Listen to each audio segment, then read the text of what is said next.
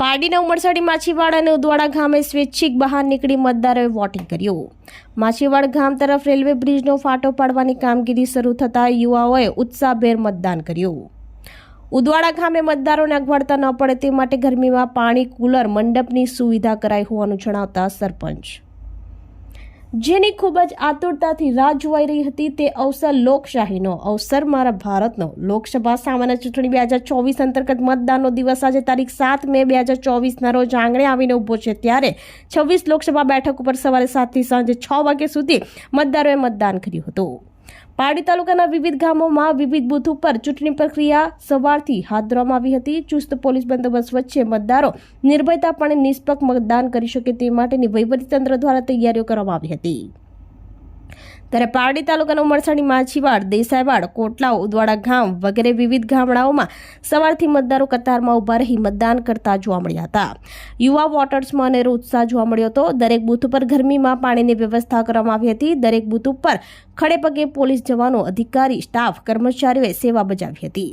ઉદવાડા ગામના સરપંચ ધર્મેન્દ્ર ઉર્ફે રાજુ પટેલે જણાવ્યું હતું કે પંચાયત દ્વારા મતદારોને અગવડતા ન પડે તે માટે ગરમીમાં પાણી, કુલર, મંડપની સુવિધા પૂરી પાડવામાં આવી હતી। તેમજ ઉમરસાડી માછીવાડના દિલીપભાઈ ટંડેલ અને મનહરભાઈ પટેલે જણાવ્યું હતું કે માછીવાડના લોકોની મુખ્ય માંગણી રેલવે બ્રિજનો ફાટો માછીવાડ તરફ આપવામાં આવતા મતદારોએ સ્વૈચ્છિક બહાર નીકળી વોટિંગ કરવા પહોંચ્યા હતા।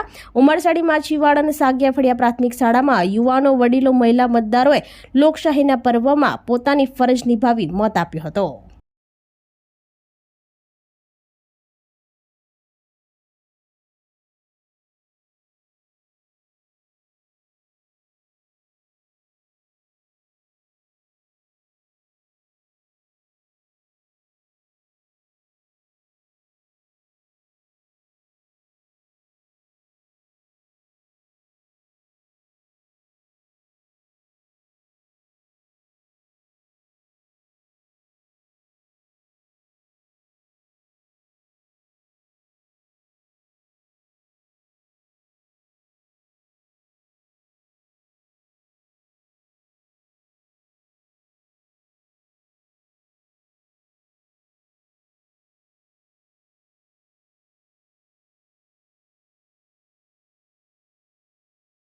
ઉદવાડા ગામની જો વાત કરું તો અત્યારે મેં મારા ઇતિહાસમાં નથી જોયું કે આ જે ઇલેક્શન લડ્યા અમે આગલા, પણ આજનો જે માહોલ છે એ ફક્ત મોદી સાહેબ માટેનો માહોલ લાગ્યો। કેમ કે અમારો ઉમેદવાર પણ સુરતથી હતો તો પહેલાં એવું હતું કે ઉમેદવાર સુરતનો છે, વોટિંગ ઓછું થશે, પણ અમારા ધારણા કરતાં બહુ સારું વોટિંગ થયું છે। અમારું 11 વાગે 35% વોટિંગ હતું અને અત્યારે કદાચ 55% વોટિંગ થયું છે અને સ્વયંભૂ લોકો નીકળ્યા છે, ફક્ત મોદી સાહેબ માટે નીકળ્યા કેમ તો ચાલુ। અને પંચાયતે પણ સારી વ્યવસ્થા કરી હતી કેમ કે અમને ખબર હતી 40% જેટલું ટેમ્પરેચર રહેશે, મંડપ નાખ્યો હતો, કુલર મૂક્યા હતા, પાણીની વ્યવસ્થા કરી હતી। એટલે એ જોઈને પણ સવારે જે લોકો વોટિંગ કરી ગયા એણે કીધું કે પંચાયત દ્વારા સારી સુવિધા આપવામાં આવી છે, એટલે આપણે બપોરના પણ વોટિંગ કરશું તો વાંધો નહીં આવશે। અને ખાસા 1.5 કલાક 2 કલાકની લાઈન લાગી હતી। અને ચોક્કસપણે કહીશ કે ઉદવાડા ગામની પ્રજા એ આજે જે આપણા ચૂંટણી પંચનું અને ભારત દેશનું જે છે વોટિંગ કરવાનું અભિગમ એ ઉદવાડા ગામની જનતાએ અપનાવ્યો છે। બહુ સરસ મતદાન થયું છે। અત્યારે સુધીમાં 50% ઉપર મતદાન થઈ ચૂક્યું છે અને સ્કૂલની અંદર પણ સીસીટીવી કેમેરાની પણ વ્યવસ્થા કરવામાં આવેલી છે।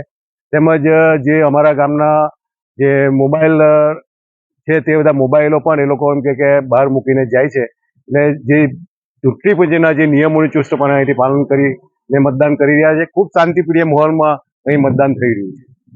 બહુ સરસ છે। લગભગ આ જોવા જઈએ તો અમારું બધું એક તરફી જ હોય એવું લાગે છે, ભાજપ તરફી જ મતદાન થઈ રહ્યું છે એવું બધું લાગી રહ્યું છે। સંતોષ ગામ લોકોને અમારી જે મુખ્ય માંગણીઓ હતી એ માંગણી થઈ છે, એના લીધે અમારા ગામમાં ખુશીનો માહોલ છે અને એનાથી કે અમારે ત્યાં મતદાન પણ વધુ થઈ રહ્યું છે। અત્યારે અમારા ઉમરસાડી માછીવાડ સ્કૂલની અંદર જે વોટિંગ થઈ રહ્યું છે ખૂબ સુંદર અને સારા માહોલમાં વોટિંગ થઈ રહ્યું છે।